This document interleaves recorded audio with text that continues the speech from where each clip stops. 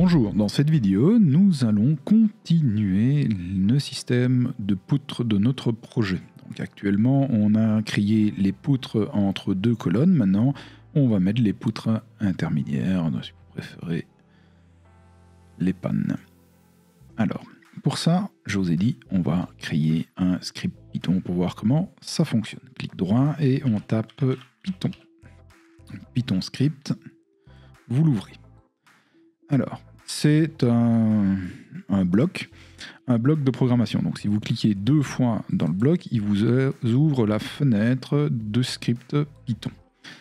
Alors là, c'est du langage de programmation, donc on va voir des trucs très sommaires ensemble, et je vous montrerai après comment se simplifier la vie avec une IA pour réaliser vos propres codes. Moi, ce que j'aime bien, c'est de prendre mon code et le mettre dans une IA pour voir ce qu'elle me suggère de faire pour m'améliorer. Sur un petit code comme ça, normalement, ça ne doit pas être trop mauvais ce qu'on va faire.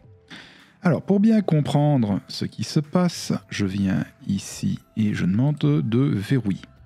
Alors, on voit qu'on a ici un in. Le in, c'est ce qui va venir se connecter. Alors, nous, on va venir chercher tous les points qu'on a translatés. Alors, in, ici, c'est le data entry, donc c'est ceci. Si je fais un deuxième, je vais avoir un deuxième in. Donc, deuxième in, on n'en a pas spécialement besoin, donc nous, on a une entrée et ça sera tout. Si vous voulez des entrées supplémentaires, il suffit de faire plus, et vous voyez, vous avez in 1, in 2, ainsi de suite. Donc, si ici, je dis que on va faire des trucs très simples, pas à pas, pour que vous compreniez. Si in, entrée 1, on met 1, que in d'entrée 2, on va mettre 2, et que le troisième in, c'est 3,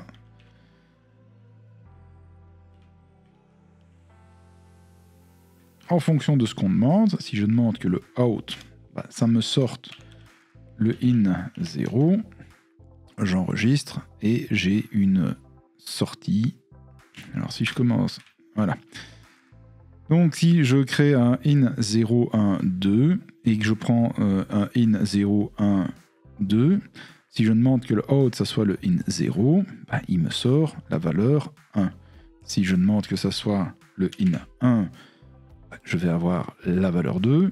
Si je demande le in 2, je vais avoir la valeur 3. Donc jusque-là, rien de bien compliqué. Alors, j'ai pas besoin de tous les in que j'ai créés. Donc, voilà. Donc en faisant ça, forcément il pète un câble vu que toutes les in que j'ai mis n'existent pas. Alors, je vais tout simplement maintenant commencer à filtrer les différents in. Donc, j'ai un in 0. Ça, c'est ma valeur de départ. C'est ce qui rentre ici. Donc, si je dis qu'on sort le in 0, barre daf, j'ai toute la liste qui est ici. Donc, la preuve, si je racrapote tout en bon français, voilà la liste que j'ai. Je me retrouve donc avec deux listes contenant chacune deux sous-listes contenant chacune 5 lignes.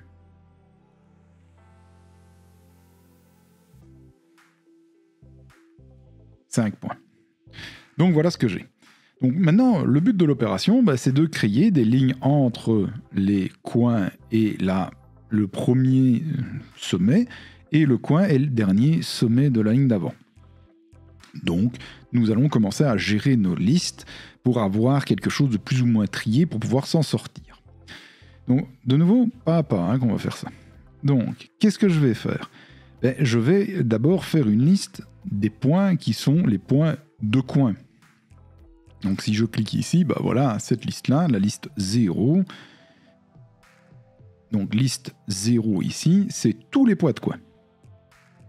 Dans la liste 0, j'ai une liste 0 qui sont les points intérieurs et une liste 1 qui sont les points extérieurs. Donc je retrouve ici dans ma liste 0 tous les points de coin. Alors, on va filtrer ça. Donc je vais créer ici ce qu'on appelle une variable. Je vais appeler donc point coin, donc les points de coin, c'est égal à mon in 0 sous liste 0. Et donc maintenant, je vais demander de sortir les points coins. J'enregistre et voilà les deux listes qui correspondent à ma liste intérieure de points et ma liste extérieure de points. Si je prends la liste, c'est tous les points de coin. C'est déjà pas plus mal. Puis on va voir tous les autres. On va les appeler point autre. Et point autre, c'est un in de nouveau. In 0.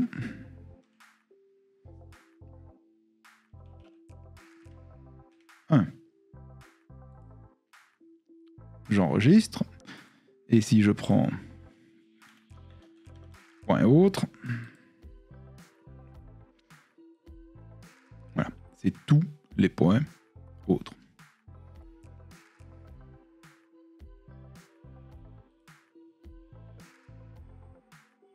Intérieur et extérieur.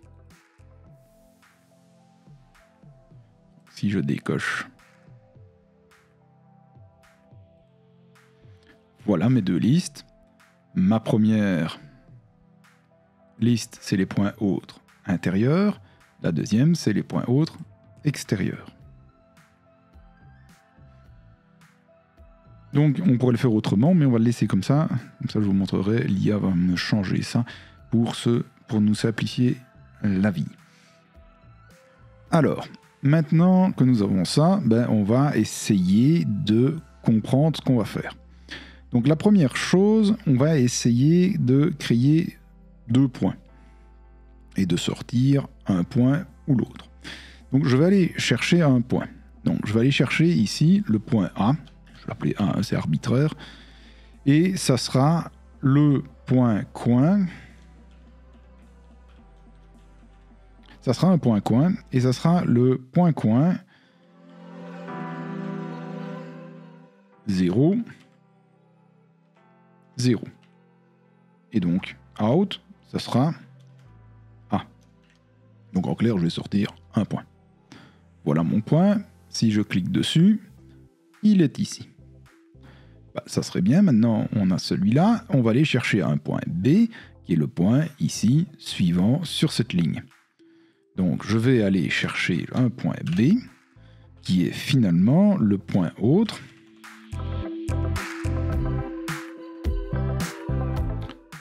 Ou autre, qui est le point autre. Et je vais venir chercher le point autre de la première liste, première ligne, premier point. Parce que si je ressors point autre, j'ai donc première liste, donc c'est ceci, première ligne, premier point. Et donc si je sors le point B,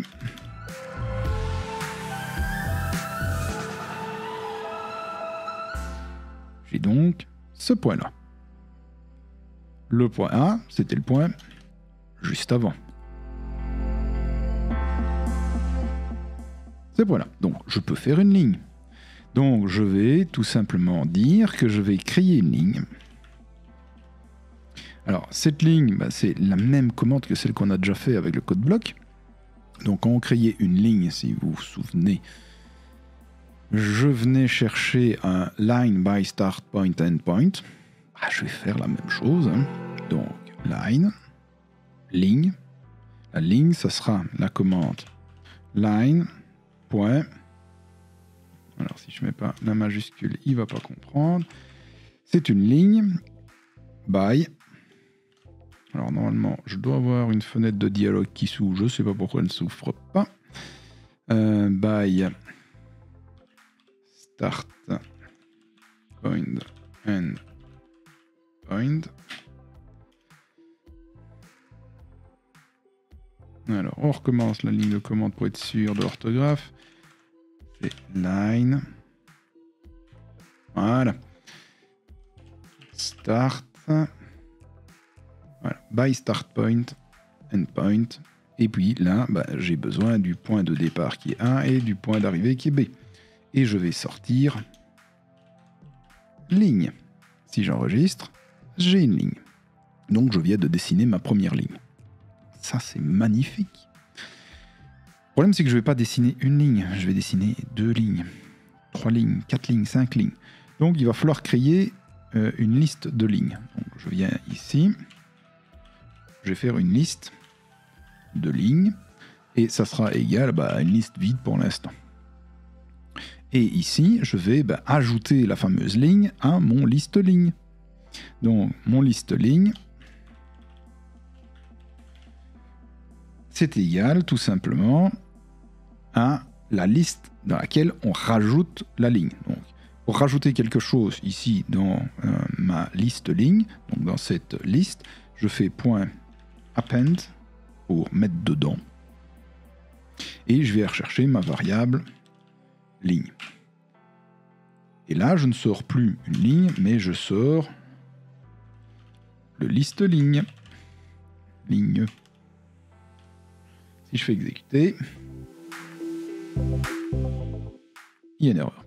On va regarder, ligne 18, j'ai sorti un liste ligne et j'ai oublié de mettre un L majuscule, c'est juste ça, problème de caractère.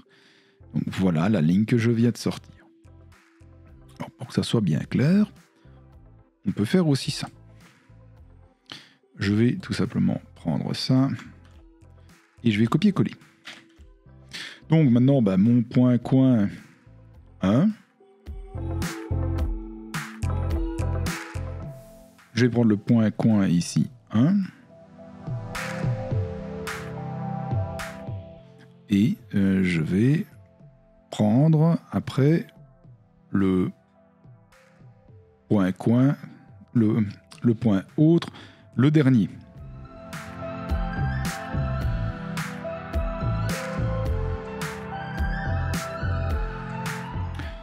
En faisant ça, vous voyez, j'ai créé une deuxième ligne.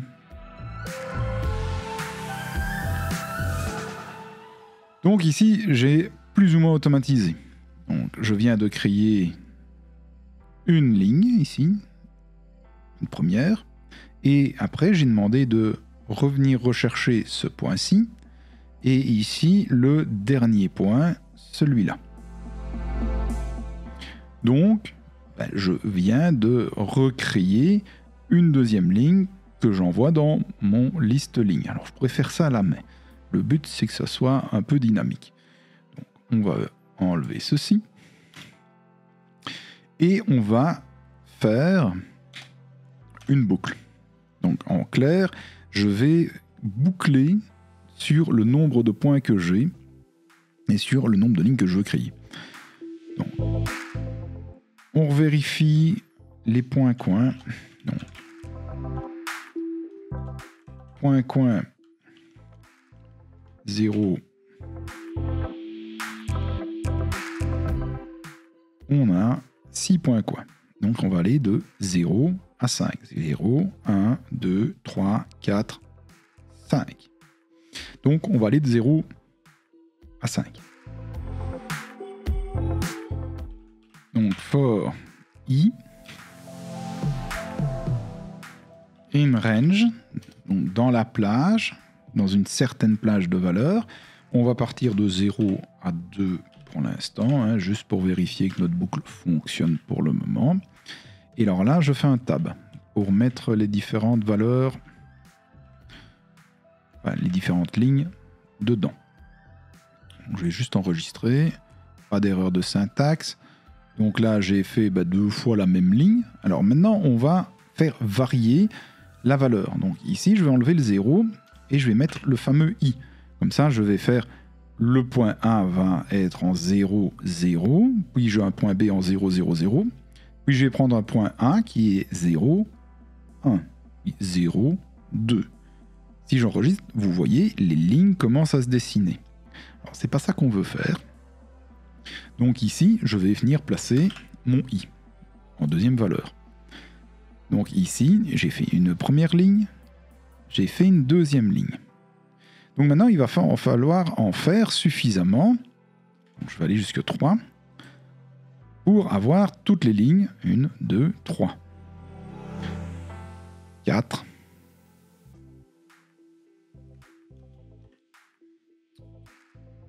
5 et 6. Comme ça, on a toutes nos valeurs. Donc j'ai bien de 0 à 5.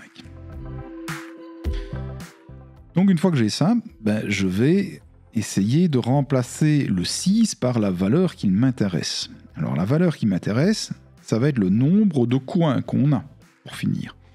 Donc je vais venir ici dans les déclarations et je vais demander de calculer le nombre de coins. Donc le nombre de coins, c'est égal à ce qu'on appelle un len. C'est le nombre de valeurs. Donc le len des points coins, donc ce qu'on avait ici, dans la liste 0, 0. Donc je veux calculer le nombre de valeurs ici. Donc je vais faire un point coin 0.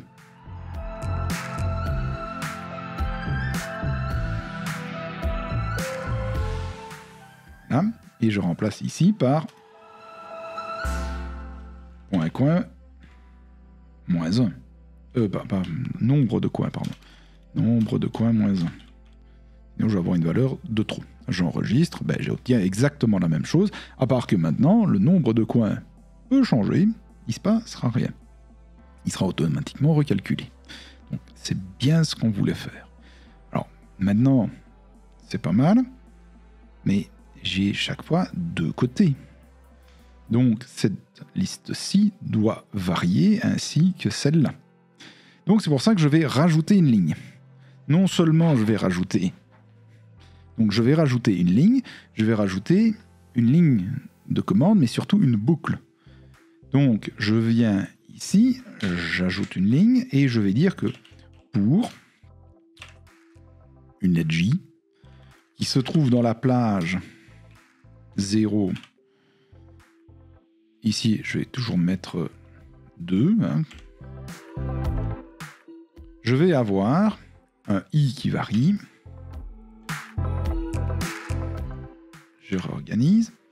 Et ici, je vais mettre le j. Voilà.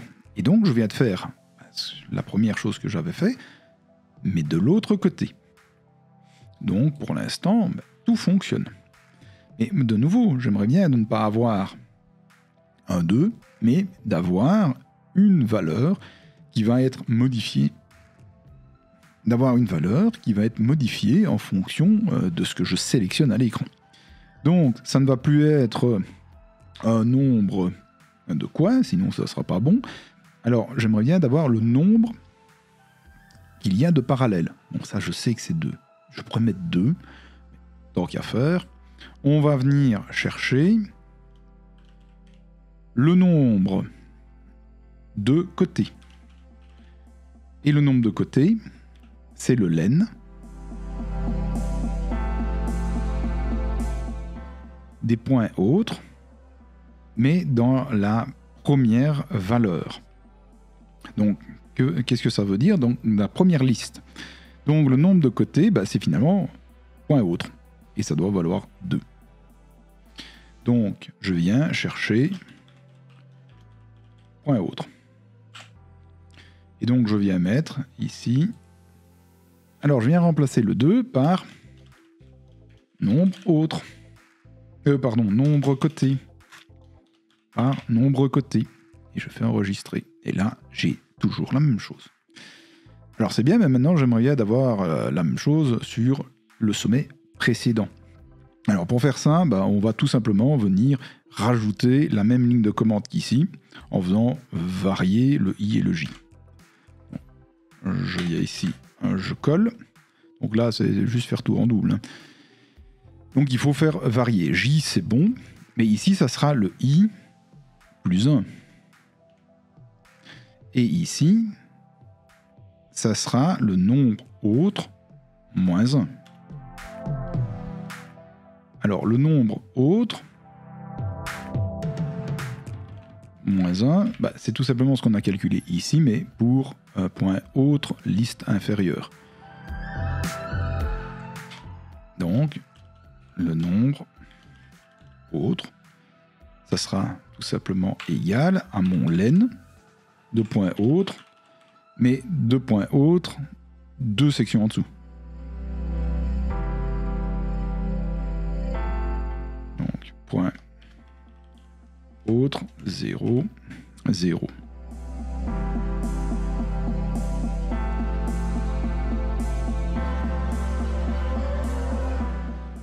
Voilà. Donc, je viens de créer la même chose, mais pour le sommet précédent. Donc, maintenant, on est bon pour tous les coins et les sommets précédents. Maintenant, il ne nous reste plus qu'à faire les sommets intermédiaires.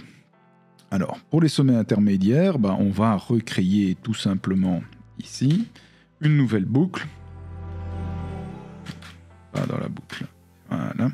Pas dans la boucle existante. Donc, je viens ici et je recommence. For, pour. Alors, je vais commencer par le cas, donc la valeur tout inférieure, parce qu'ici, on va avoir 3 variables. Donc, pour le cas,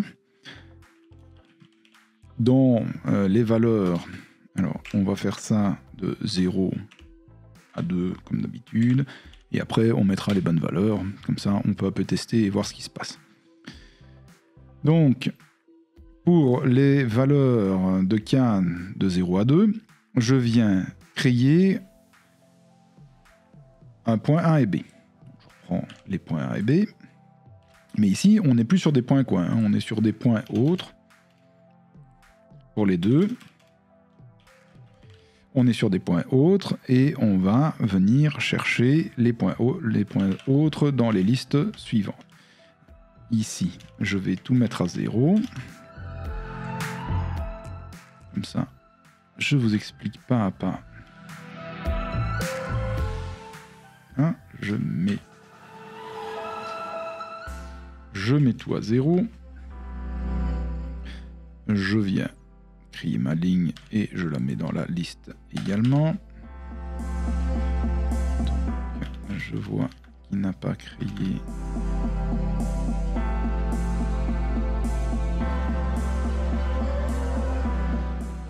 Boucle. Alors voilà, je viens de créer ma boucle, j'ai mis 0 et 1 dans un premier temps et on voit que cette ligne-ci vient d'être créée. Donc ici, j'ai une ligne qui a été créée, mais je n'en ai qu'une, vu que je n'ai qu'un sommet. Donc ce que je peux faire pour tester mon programme, c'est venir ici dans le nombre de points et je vais tout simplement le passer à 4. Là, je le passe à 4. Donc on voit bien qu'on a une ligne de créée. Maintenant, je vais aller de 0 à 2. Et normalement, la deuxième doit apparaître. Impeccable. Donc, on va essayer de faire ça maintenant pour peu importe le nombre. Donc, peu importe le nombre, je dois connaître le nombre de points autres que j'ai dans ma liste. Mais je l'ai ici, c'est nombre autre. Donc, ça va jusque nombre autre. Si j'enregistre et que je mets bien ici -1, j'ai bien le bon nombre à chaque fois. Vérifions que tout fonctionne, je vais passer à 5. Si je passe à 5, on voit que ça vient de se recalculer automatiquement. J'ai bien 3 lignes qui viennent d'apparaître. Donc c'est impeccable, ça fonctionne. Mais maintenant, je dois faire ça ici, et pour les 1, 2, 3, 4, 5, 6 autres côtés. Donc je dois créer une nouvelle boucle. C'est une boucle supérieure. Donc le for, il est avant. Donc c'est un for J. Dans la plage, 0 à 5 dans un premier temps. Et donc là, mon for K, il descend d'une valeur, le A, le B et les lignes aussi. Donc ce que je vais faire, c'est faire de 0 à 2 par exemple, et je vais faire varier ça de ligne à ligne. Donc en mettant J ici, je vais passer de cette ligne-là à celle-là, et puis à celle-là.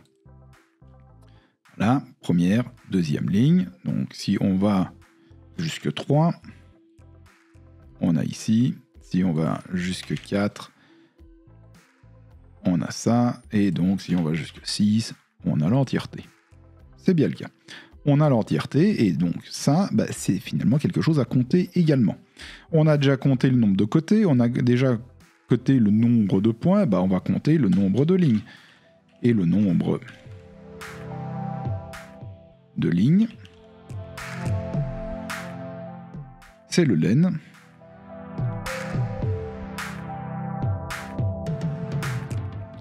De point autre, deuxième.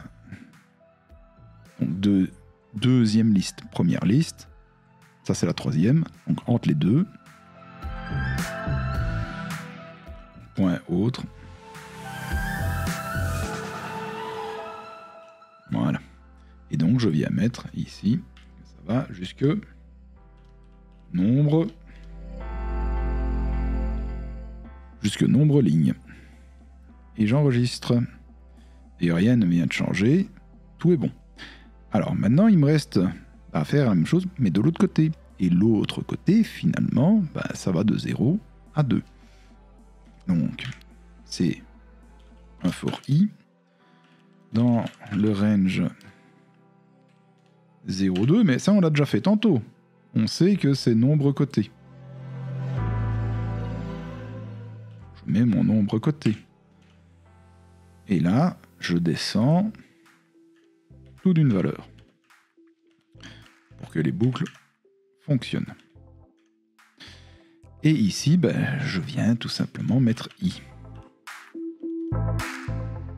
Et si je fais enregistrer exécuter, j'ai l'entièreté maintenant de ma structure. Donc maintenant, mon script Python, il est fait. Et mon script Python, je n'ai plus qu'à le connecter à mes fameuses poutres. Donc, je crée une entrée de liste supplémentaire et je viens connecter ici. Maintenant que c'est fait, je vais voir dans Revit et au miracle, tout est fait. Alors je peux vérifier les différents paramètres que j'ai mis dans mon script. Donc je peux regarder ici. On va faire varier en hauteur, on va mettre 4 mètres. Voilà, ça c'est bon. On va mettre 6 côtés.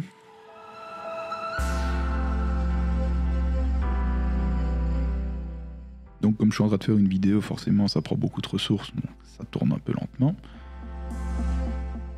Et je vais passer à un portique de 3 mètres. Alors faites attention à la variation de largeur. Si vous faites ça en version barbare, ça peut franchement partir en cacahuète.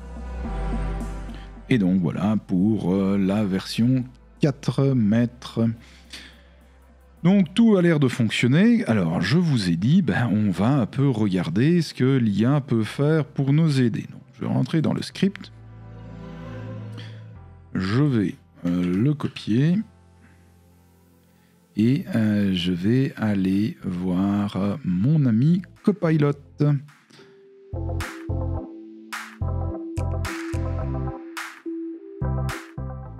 Voilà. Donc, à mon ami Copilot, je vais lui demander de corrige et améliore et commente le script suivant. Et là, je colle. Je lui envoie. Et il me réécrit mon script. Et il me le commente. Voilà. Les variables .coin et .haute sont extraites de in. Donc, Et là, vous avez vu, il s'est rendu compte que je faisais des choses un peu bizarres et il me les a corrigées. Donc ça va vous permettre de vous corriger et d'apprendre certaines choses. Si à un moment donné, vous ne voyez pas du tout comment il faut faire, posez la question à l'IA et elle va vous aider à écrire le script.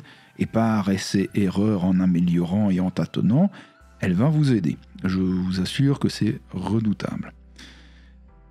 Donc voilà, et en plus, c'est propre, c'est rangé, c'est propre, il n'y a plus qu'à prendre et à recopier, copier-coller, et c'est fait. Donc c'est quand même magnifique ce que ça peut faire pour vous.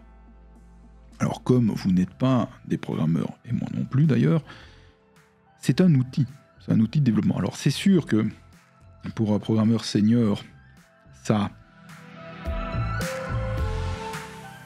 c'est un peu de la triche, mais pour des néophytes comme nous, pour rester gentil, c'est du pain béni pour réussir à faire quelque chose sans s'arracher les cheveux pendant 3 jours. Alors, de nouveau, si vous voulez quelque chose de réellement pro, il y a énormément de travail à faire derrière et ça ne remplacera jamais un codeur. Voilà, maintenant je vais voir avec vous comment faire une petite interface graphique pour le programme Dynamo que nous avons créé.